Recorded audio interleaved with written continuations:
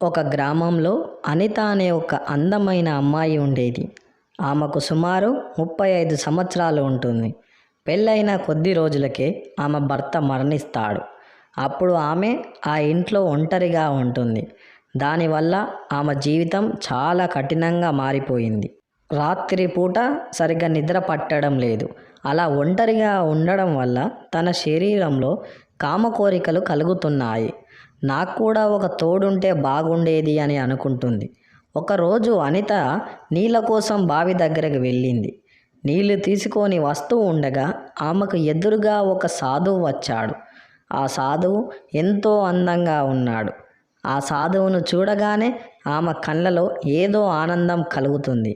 అప్పుడు ఆ సాధువు ఇలా అంటాడు, అమ్మ, చాలా దూరం నుంచి వస్తున్నాను. నాకు చాలా దాహం వేస్తుంది. కొంచెం నీళ్లు పోస్తావా అని అంటాడు. అప్పుడు అనిత ఆ సాధువు దగ్గరికి వచ్చి నీళ్లు పోసింది.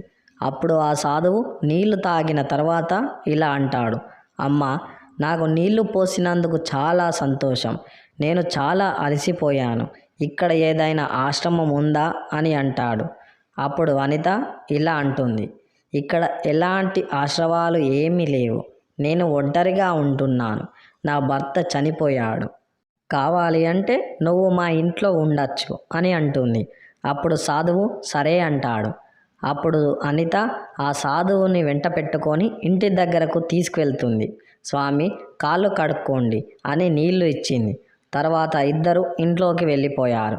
అప్పుడు అనిత ఇలా అంటుంది, మీరు ఇక్కడ కూర్చోండి. మీరు చాలా అలసిపోయారు. మీకు భోజనం తయారు చేస్తాను అని చెప్పి వంటగదిలోకి వెళ్ళి భోజనాన్ని తయారు చేస్తుంది.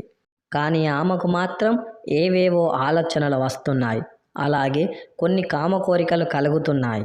ఈ సాధువుతో సంబంధం పెట్టుకుంటే నాకేమైనా అవుతుందా అని అనుకుంటుంది. అలాగే వంట చేసుకొని సాధువు దగ్గరికి తీసుకువెళ్ళింది. స్వామి, మీరు కాళ్ళు చేతులు కడుక్కోండి, మీకు భోజనాన్ని పెడతాను అని అంటుంది. వెంటనే సాధువు కాళ్ళు చేతులు కడుక్కొని భోజనానికి కూర్చున్నాడు. అప్పుడు సుమతి భోజనం పెట్టి తినండి స్వామి అని అంటుంది. ఆ సాధువు భోజనం చేసిన తర్వాత అనితతో ఇలా అంటాడు, అమ్మ, ఎందుకని అలా బాధగా ఉన్నావు? నీ మనసులో ఏముందో నాకు చెప్పు, దానికి నేను సమాధానం చెప్తాను అని అంటాడు. అప్పుడు అనిత ఇలా అంటుంది, నా భర్త చనిపోయిన తర్వాత నేను ఒంటరిగానే ఉంటున్నాను. రాత్రిపూట సరిగ్గా నిద్ర పట్టడం లేదు. నాకు కామ కోరికలు అనేవి కలుగుతున్నాయి. ఒంటరిగా బ్రతకలేకపోతున్నాను అని అంటుంది. ఆ మాటలు విన్న సాధువు ఇలా అంటాడు, జీవితంలో ప్రతి ఒక్కరికి కామ కోరికలు అనేవి కలుగుతాయి. కానీ వాటిని భరించక తప్పదు. ఎవరు ఎప్పుడు చనిపోతారో ఎవరికి తెలియదు. నీ భర్త చనిపోయాడు, అంత మాత్రాన నీ జీవితం ఓడిపోయినట్లు కాదు అని అంటాడు. ఆ మాటలు విన్న అనితకి కొంచెం ప్రశాంతత కలుగుతుంది. అప్పుడు ఆమె ఇలా అంటుంది, స్వామి, మీరు చెప్పింది నిజమే, కానీ నా వల్ల కావడం లేదు. ఒంటరిగా చాలా బాధపడుతున్నాను అని అంటుంది. అప్పుడు సాధువు, అమ్మ, కొంత సమయం తర్వాత నీకు కొన్ని విషయాలు చెప్తాను అని అంటాడు. అప్పుడు అనిత, సరే స్వామి, మీరు విశ్రాంతి తీసుకోండి. నేను ఇంటి పనులు పూర్తి చేసి స్నానం చేసి వస్తాను అని అంటుంది.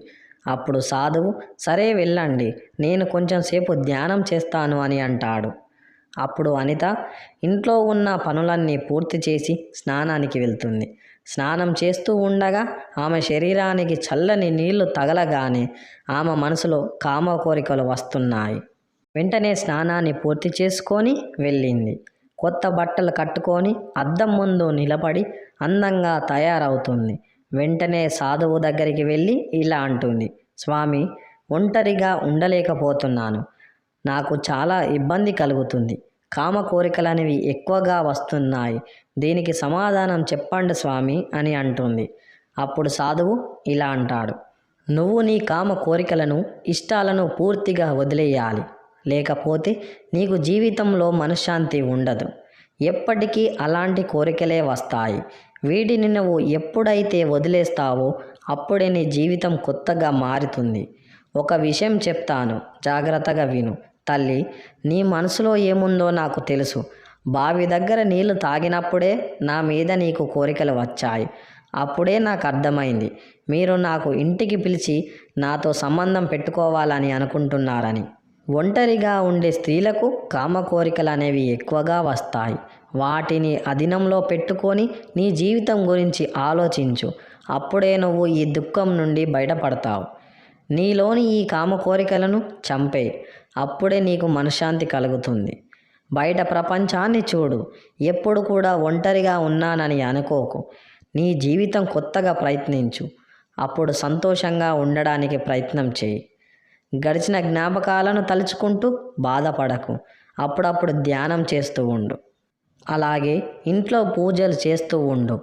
అప్పుడు నీకు తప్పకుండా మనశ్శాంతి కలుగుతుంది. నీలోని ఈ కామ కోరికలన్నీ తొలగిపోతాయి అని అంటాడు. అప్పుడు అనిత ఇలా అంటుంది, స్వామి, చాలా మంచి విషయాన్ని చెప్పావు. నన్ను క్షమించు. నేను ఒంటరిగా ఉన్నా కాబట్టే నాకు అలాంటి కోరికలు వచ్చాయి. నాకేం అర్థం కాలేదు. నీతో సంబంధం పెట్టుకోవాలని అనుకున్నాను. కానీ నువ్వు చెప్పిన ఈ విషయాలు నా మనసుకు తాకాయి. స్వామి, నేను నా జీవితాన్ని కొత్తగా మొదలు పెడతాను అని అంటుంది. అప్పుడు సాధువు ఇలా అంటాడు, అమ్మా, నువ్వు సత్యాన్ని తెలుసుకున్నావు. నీ ఆత్మవిశ్వాసాన్ని ఎప్పుడు కోల్పోకు.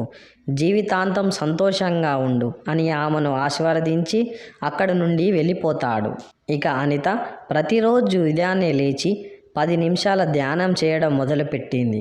మొదట్లో ఆమెకు మనసు మీద ధ్యాస పెట్టడం కష్టంగా అనిపించింది. ఎందుకంటే ఆమెకు రకరకాలుగా ఆలోచనలు వస్తున్నాయి. ఆమె మనసు ప్రశాంతంగా ఉండడానికి ప్రయత్నిస్తుంది. అలా చేయగా మెల్లమెల్లగా ఆలోచనలు తగ్గిపోతున్నాయి. ఆమెకు మనశ్శాంతత కలుగుతుంది. ఆత్మవిశ్వాసం ఎక్కువగా పెరుగుతుంది. ఎలాంటి చెడు ఆలోచనలు రావడం లేదు. ఇక రాత్రి సమయాల్లో ఒంటరిగా ఉన్నానని బాధపడకుండా భోజనం చేస్తూ ఆకాశంలో చుక్కలను చూస్తూ ఉంటుంది. ఇక అనిత తన పనులు తాను చేస్తూ సంతోషంగా జీవిస్తుంది. ఒంటరిగా ఉండే స్త్రీలకు కామ కోరికలు అనేవి తప్పకుండా వస్తాయి. ఎవరితోనైనా సంబంధం పెట్టుకోవాలని అనిపిస్తుంది. అలాంటప్పుడు ఇవి ఇంతకింత పెరిగిపోతాయి, కానీ తగ్గవు. కాబట్టి మనసు అధీనంలో పెట్టుకొని కామ కోరికలను చంపేసుకోవాలి. అసలైన సుఖం కామంలో కాదు, ఆత్మజ్ఞానంలో పెంచుకోవాలి. శారీరక సుఖం కేవలం ఆనందాన్ని ఇస్తుంది, కానీ ఆత్మజ్ఞానం జీవితంలో అసలైన ఆనందాన్ని ఇస్తుంది.